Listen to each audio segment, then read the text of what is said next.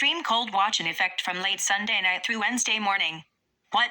An extended period of very cold temperatures are expected with dangerously cold wind chills as low as -25 possible.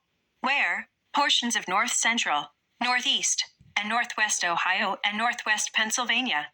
When? From late Sunday night through Wednesday morning. Impacts. The cold wind chills as low as 25 below zero could cause frostbite on exposed skin in as little as 30 minutes.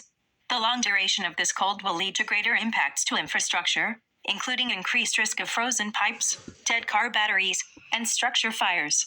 There is an increased risk of carbon monoxide poisoning from improper use of secondary heat indoors. Additional details: cold temperatures could also extend into Wednesday and Wednesday night with sub-zero wind chills. Dress in layers including a hat, face mask, and gloves if you must go outside. To prevent water pipes from freezing, wrap or drain or allow them to drip slowly. Keep pets indoors as much as possible. Make sure outdoor animals have a warm, dry shelter, food, and unfrozen water. Make frequent checks on older family, friends, and neighbors. Ensure portable heaters are used correctly. Do not use generators or grills inside.